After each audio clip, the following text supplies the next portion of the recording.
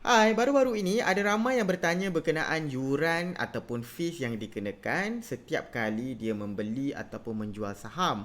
Dan ada juga yang nak tahu macam mana cara nak kira. Okey, untuk itu hari ini kita kongsikan bagaimana cara nak mengira untung bersih kita setelah menolak semua fees-fees yang berkaitan dengan menggunakan buy calculator yang disediakan oleh iSaham.my.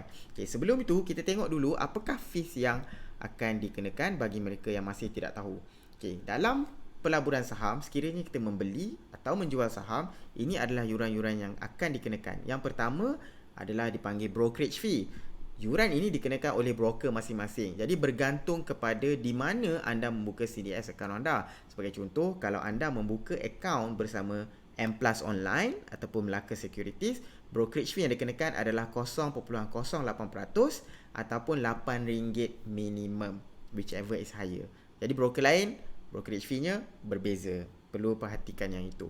Okay, kemudian kita akan dikenakan SST. SST hanyalah 6% daripada brokerage fee. Jangan salah faham, bukan 6% daripada nilai yang kita nak beli ya, tapi 6% daripada brokerage fee. Sebagai contoh, kalau brokerage fee kita RM8, SST-nya hanya 6% daripada itu, iaitu dalam kes ni hanya 48 sen. Okay, kemudian kita akan dikenakan stamp duty. Stamp duty yang dikenakan adalah RM1 untuk setiap RM1,000 nilai transaksi. Sebagai contoh, kalau kita beli saham bernilai RM1,000, stamp duty RM1. Kalau beli saham RM10,000, stamp duty juga RM10. Dan yang terakhir adalah clearance fee yang bernilai 0.03%. Okey, alamak, macam mana cara nak kira ni? Kalau nak kira sendiri, boleh gunakan Excel dan sebagainya, ataupun ada cara yang lebih mudah. Kita gunakan buy calculator iSaham. Okey, macam mana nak pergi ke buy calculator ni? Saya tunjuk daripada awal. Pergi ke isaham.my. Okey, kemudian anda scroll ke bahagian bawah. Dan nampak tak di sebelah ruangan features ni ada buy calculator, dan klik di sini akan terus dibawakan ke ruangan ini. Okey, sekali lagi buy calculator di sini adalah untuk mereka yang membuka account dengan CDS account dengan Melaka Securities ataupun M Plus Online. Feesnya minimum RM8 ataupun 0.08%. Okey, ada dua calculator di sini. Yang pertama adalah by default adalah standard calculator. Di sebelah ni adalah small and mid cap calculator. Apa pula ni? Okey, buat masa ini sekiranya anda membeli saham yang dikategorikan sebagai small dan mid cap, stamp duty dikecualikan. Okey, bayaran ini dikecualikan. Jadi kita buat satu calculator khas sekiranya anda beli saham-saham small dan mid cap. Untuk contoh ini, kita andaikan anda beli saham yang biasa selain daripada small dan mid cap. Okey, di bawah ini, okey, di sini di ruangan ini box price anda boleh letakkan harga saham yang anda beli. Sebagai contoh, kita ambil contoh ni, katalah harga saham tu RM1. Jadi masukkan RM1 di sini. Di sini letakkan kuantiti yang anda beli. Contoh, katalah kita beli 10 lot. Maknanya 10 kali 100 ataupun 1000 unit. Okey, nampak tak? Dia terus keluar dekat sini secara automatik. Okey, maksudnya kalau kita ikut kiraan kasar biasa, kalau kita beli saham tu harganya RM1.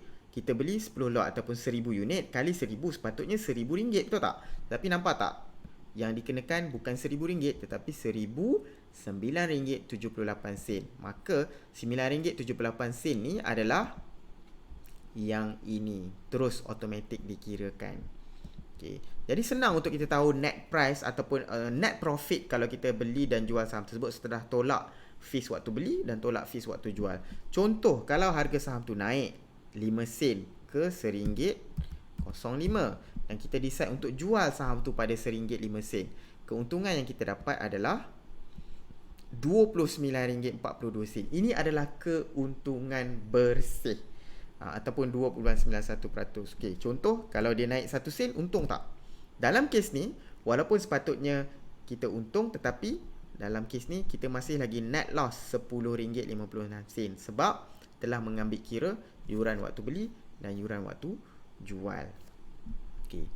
Di bawah ni ada satu jenis kalkulator yang lain. Yang ini kalaulah untuk harga, tapi sebab harga RM1 senang kita nak kira kan. Ini untuk harga yang pelik-pelik. Mungkin agak sukar untuk kita gambarkan.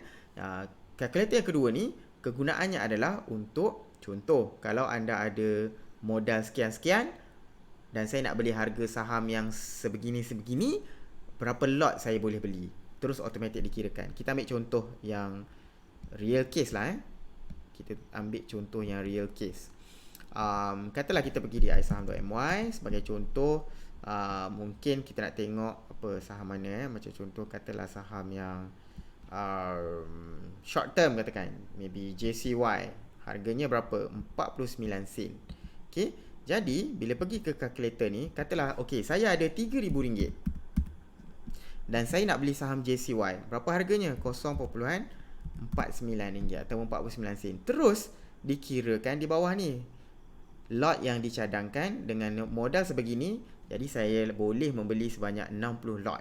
Jadi nanti bila kita buka dekat kita punya brokerage platform, terus key in sahaja 60.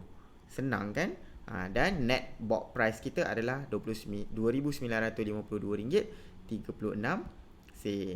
Seandainya